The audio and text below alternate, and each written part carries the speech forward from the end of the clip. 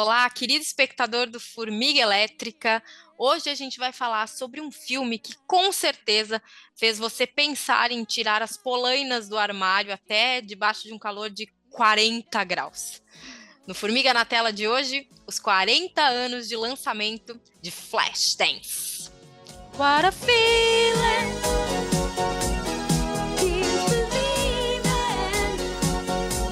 Como um arco-íris no céu apareceu.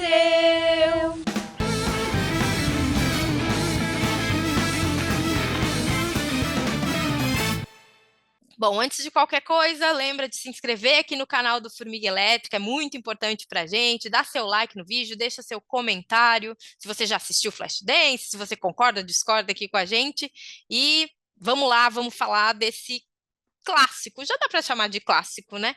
Flashdance completando 40 anos de lançamento e num momento em que ele ainda faz muito sentido, né? Eu aqui, Bia, vou me colocar. Eu comecei a me interessar por Flashdance antes mesmo de assisti-lo, porque eu sempre fiz dança. Eu faço dança desde a infância. Então, filmes com dança e filmes sobre bailarinos e bailarinas sempre foi algo que me atraiu muito.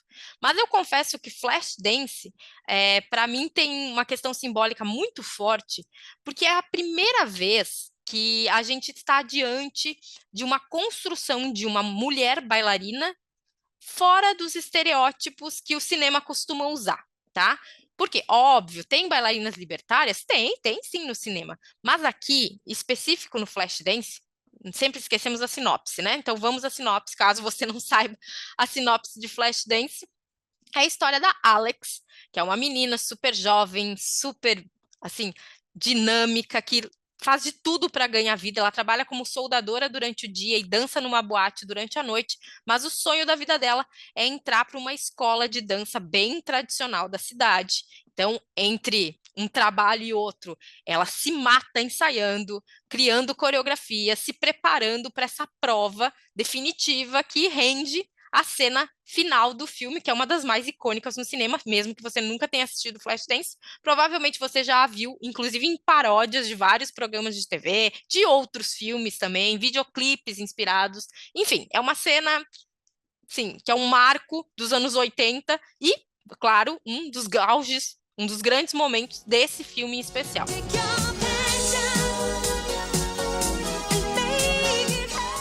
Mas a grande questão dessa quebra de estereótipo tem a ver com o fato da personagem da Alex ser uma menina que sabe que não está dentro de um padrão, né, para a função que ela deseja exercer, que é a de bailarina profissional. Porém, isso não é um motivo em nenhum momento do filme, isso coloca ela em dúvida sobre o que ela quer. Ela sabe que ela vai fazer essa prova, que é muito difícil, que ela vai estar competindo com bailarinas tão experientes quanto ela, e claro, talvez com uma postura mais padrão para, né, integrar um balé grandioso, enfim, um balé famoso. Mas aqui a gente está falando de uma personagem que tem um foco, né? Uma mulher que sabe o que quer. Talvez saber o que quer esteja digamos, o céu e o inferno dessa personagem, porque também por conta de ser um filme nos anos 80, as coisas são muito marcadas, né? Existem, claro, vários momentos no filme que são datados, mas principalmente essa construção sem muitas camadas, sem muitas nuances e sutilezas da Alex, que pode incomodar, talvez, principalmente as espectadoras atuais. Porque a Alex, ela tem que se mostrar forte, né? Ela não pode ter um emprego comum durante o dia, ela tem que ser soldadora, que é algo que vai num outro lado da vida, não parece não ter nada a ver com o balé, com a dança, enfim, que tem toda essa ideia de envolver uma delicadeza, e também porque os anos 80 marcam essa questão dentro do mundo da dança, né, desse contraponto entre o balé clássico e a dança contemporânea. Então, os conservadores acham que dança é balé clássico, né? E os bailarinos contemporâneos acreditam que não, que o movimento existe, a gente tem que evoluir, a gente pode brincar, tirar várias coisas de vários tipos de dança e construir algo novo. Então, dentro das coreografias do musical Flashdance, a gente está vendo esse esse misto, essa coisa fluida, né, da dança. Então, a Alex quer entrar para um balé tradicional, mas ela dança na boate coisas que não são balé tradicional. Ela ensaia em casa músicas que não são músicas usadas no balé, ou seja, ela está descobrindo movimentos. Eu acho muito bonito isso, eu acho que as cenas do filme de dança demonstram muito isso, que a Alex é uma, antes de tudo, uma amante da dança que está descobrindo movimentos, que está se encontrando, que fica ali experimentando coisas sem medo de ser julgada, sem medo de parecer tá criando um negócio meio um monstro, né? Um Frankenstein com vários estilos de dança. Não, ela quer dançar, ela quer mostrar a sua arte, quer passar a sua mensagem por meio do movimento, que isso é a grande questão de todo bailarino, né? Então a gente pode considerar o Flashdance um musical moderno? Sim, porque primeiro porque assim, ninguém canta no Flashdance, né? Aquela coisa de muita gente pensar que precisa cantar para ser musical. Não, aqui a Alex, né, no caso, que é vivida pela Jennifer Beals, a gente já vai falar dela, a personagem não canta, nenhum personagem canta, mas eles dançam muito, né? E tem uma cena em especial que eu acho que para quem gosta de musical é uma cena que permite muitos elementos assim para a gente avaliar, né? Como e por que Flashdance pode ser um musical moderno, que é a cena da academia. Tá? É a Alex e as amigas, que também dançam na boate, estão ali malhando na academia e começa a tocar I Love Rock and Roll na voz da nossa amada, pelo menos minha amada, Joan Jett.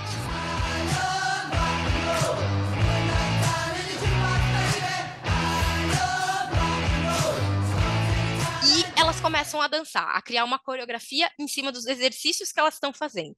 É uma cena enxuta, tá? A academia, o espaço da academia é pequeno, mas a gente consegue enxergar ali pontos que remetem muito aos musicais clássicos, né? Então, assim, tem todo um movimento, o figurino, né, que ajuda a desenhar os passos das bailarinas, isso é muito bacana, né? Quando a gente escolhe um figurino de uma coreografia, ele tem que funcionar para a dança, ele tem que ser um componente a mais para construir essa mensagem que a gente quer passar. E essa cena, tanto o figurino quanto assim, a interação entre as bailarinas é muito incrível. Constrói todo um universo. A gente começa a entender quem são aquelas meninas, por que que elas estão malhando, sabe? O que que tem, por que que elas têm aqueles papos durante a malhação ali, né? Então, toda a troca entre as personagens femininas do filme fica muito claro nessa cena. E ela tem elementos que, óbvio, podem ser datados para os anos 80, mas funcionam até hoje. A gente consegue reconhecer aquelas mulheres através daquela roupa, daquele jeito de falar, do jeito de se mover e dos movimentos que elas escolhem para compor essa coreografia. Então, na minha opinião, uma das cenas mais legais, óbvio que a cena final é icônica, mas essa é uma das cenas mais legais para a gente pensar o Flashdance como um musical moderno, sim, que tem dança, que tem uma protagonista muito forte, e isso é muito importante porque a câmera do Adrian Lyne, apesar de eu ter algumas ressalvas com ele, sabe que está diante que o grande trunfo do filme é a sua protagonista, é a Alex, mas que existem outras pessoas que circundam esse mundo da Alex, que também são importantes e que ajudam a construir quem ela é, né? A ela se tornar a bailarina que ela vai ser lá no final, quando ela alcançar a meta, que é entrar para esse balé famoso. Então, o Adrenaline, ele consegue trazer sempre o foco da câmera para a Alex, né? Ela é a nossa atenção, nós, espectadores, precisamos prestar atenção nela, mas também nas outras meninas, também no personagem masculino que aparece, que é um tanto problemático, e eu já vou falar dele, mas essa câmera é preocupada em dizer pra gente que Flashdance é, antes de tudo, a história de vida da Alex, um recorte da vida dela, de um momento muito importante que vai ser um divisor de águas, onde ela vai deixar de ser uma menina que batalha para entrar num grande balé, para se tornar, enfim, uma bailarina, integrante e estudante de dança, algo que é o que ela quer fazer da vida. Então, ela não vai mais precisar nem dançar na boate, nem ser soldadora. Ela agora vai ser uma bailarina profissional. There's something inside of you that just clicks and you're gone. It's like you're somebody else for a while. E eu falei do Adrian Lyne, né? Pois é, o Adrian Lyne tem uma questão que eu estava conversando esses dias com a minha querida amiga Cecília Barroso, que é crítica de cinema lá do site Cenas de Cinema, e ela falou bastante sobre o moralismo do Adrian Lyne, que já é perceptível em outras obras dele, Proposta Indecente, o próprio Atração Fatal, né? Se a gente pensar na versão de Lolita que ele fez, né, tem sérios problemas ali, tem questões que, sei lá, rendem quase um Formiga na Tela, quem sabe um dia, né? Mas assim, ele é um cara muito moralista. Ele é um cara onde as personagens femininas dos roteiros que ele trabalha são sempre culpadas pelas coisas ruins que acontecem com ela, né? Então tem toda uma construção para que a mulher cometa erros ao longo do filme e esses erros sempre no final são culpa só dela, né? Não foi a influência de uma outra pessoa, não foi o fato dela estar se relacionando com um cara extremamente tóxico, enfim, né? A culpa é sempre da mulher. Nesse caso de Flashdance, o Adrian Lyne, talvez pelo roteiro, né, que é muito bem escrito, que eu acho que funciona para a história que se quer contar, né, que é a história da Alex, ele não vê muitas escapatórias para deixar esse moralismo aí aparecer nas cenas do filme. Porém, o que ele usa? O personagem masculino, né? Esse personagem masculino, na minha opinião, ele não precisava existir na vida da Alex, né? Ele não acrescenta nada para ela, ele é apenas uma distração romântica que aparece. E é nesse momento que a gente percebe o moralismo do Adrian Lyne, porque ele pega a câmera e quando ele mostra esse personagem masculino, que é um cara bonitão, que é chefe dela, ou seja, é de uma outra classe social e tudo mais, ele coloca esse cara como uma espécie de príncipe encantado, tá? No sentido de, olha a Alex, né? Ela é uma moça que trabalha em algo pesado durante o dia, ela dança numa boate durante a noite, ela quer ser bailarina, a vida dela é meio errante, o lugar onde ela mora é meio inóspito e tal. E olha o cara que está começando a dar a entender que está interessado nela. Olha esse cara, rico, bonito, né? Todo mundo, as mulheres ficam dando em cima dele e tudo mais, mas ele quer a Alex, né? E colocando isso como se a Alex fosse ficar envaidecida.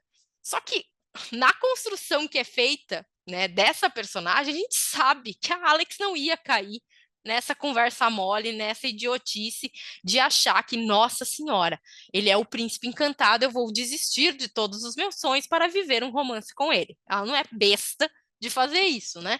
Mas, enfim, ela tem uma relação com ele, existe uma briga, né? Um rompimento entre eles, um pouco antes da gente chegar na cena final, né, que vai ser o auge ali da bailarina Alex e da mulher Alex. E esse rompimento parece dizer assim, ok, ela viveu aquele romance e tal, se divertiu, teve suas questões, e agora, né, volte ao seu foco. Eu quero ser bailarina.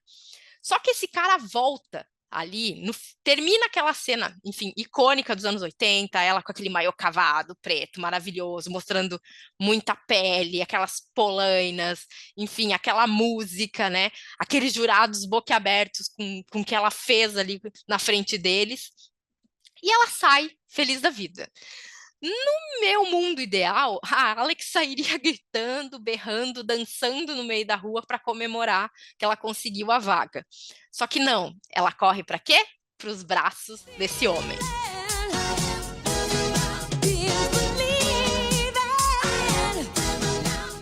Eu acho isso um desperdício de talento, porque se a história tivesse acabado com ela correndo pelas ruas, a gente teria a confirmação dessa personagem, da Alex.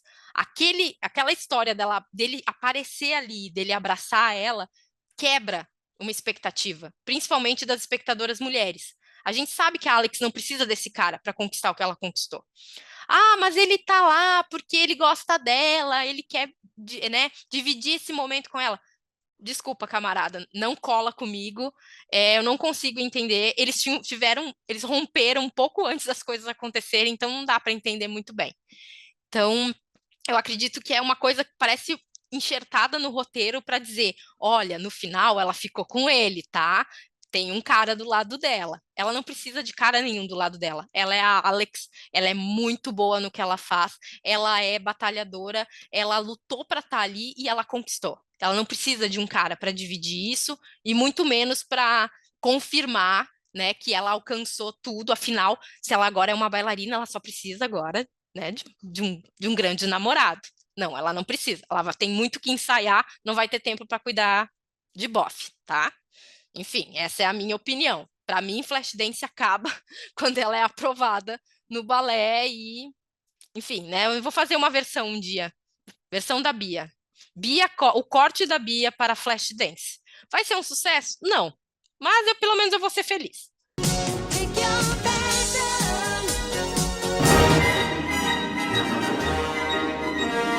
Mas, homens à parte, né? Homem à parte, no caso, só tem esse personagem masculino aí de destaque.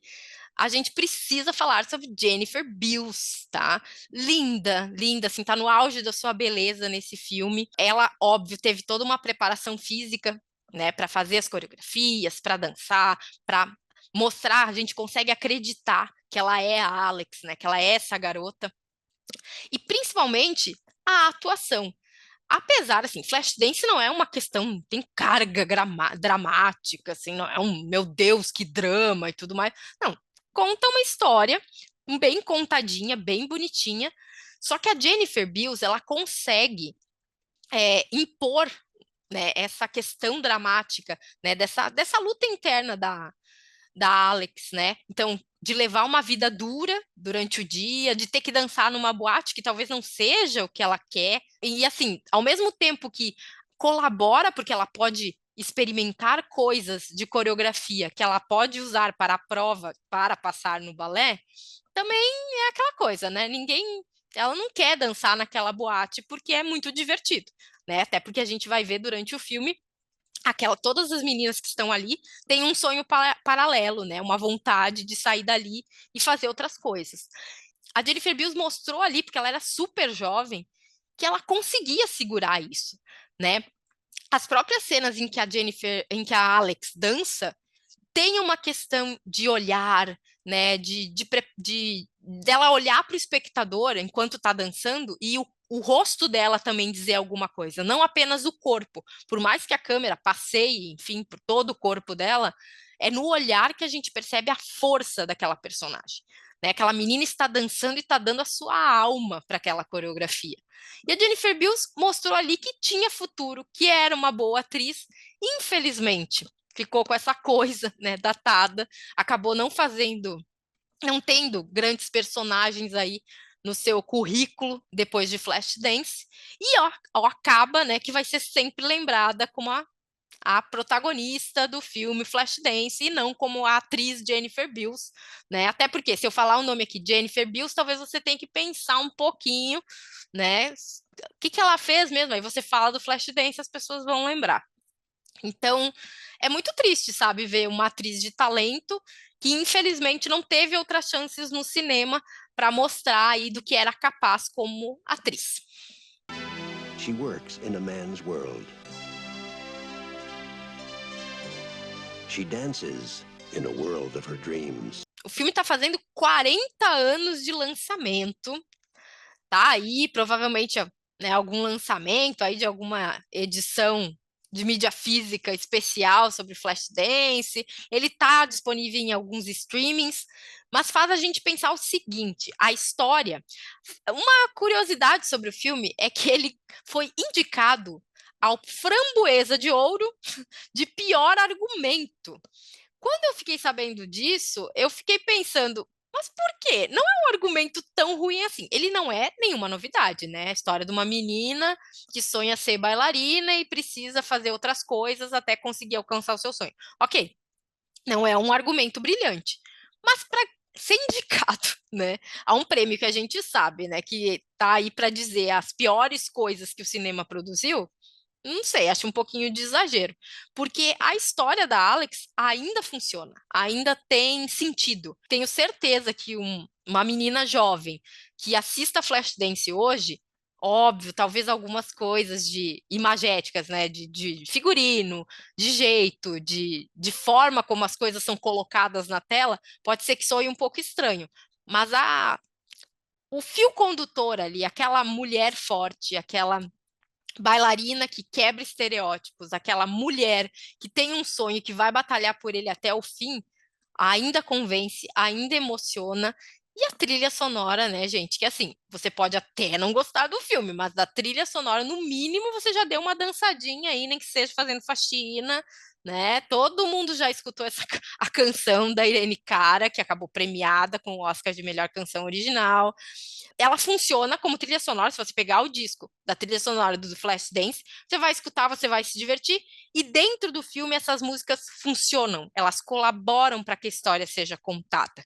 Então, eu acho que a gente não pode, né, deixar de falar desses 40 anos, porque a gente ainda vê sentido nesse filme, a gente ainda quer saber como ele foi feito, né, no que ele nos toca. E tenho certeza que para quem é muito jovem e nunca assistiu Flashdance, fica o convite para você se dedicar aí, né? Dê as suas ressalvas, preste atenção, é um filme dos anos 80, tenha isso em mente, mas com certeza você vai gostar da Alex e vai querer aí segurar na mão dela para saber se ela vai conseguir, né, realizar esse sonho e principalmente como ela vai realizar esse sonho e dançar essa coreografia que todo mundo tenta imitar, mas ninguém faz com a potência da grande Jennifer Beals.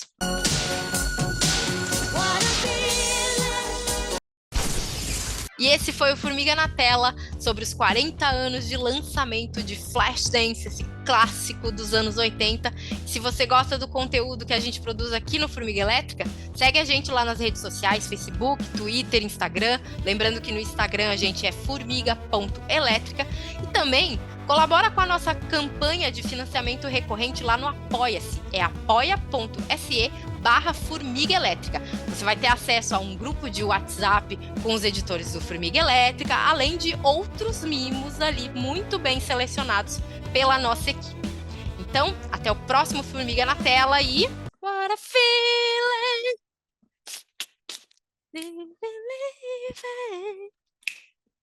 Canto mal, mas fiz o que pude.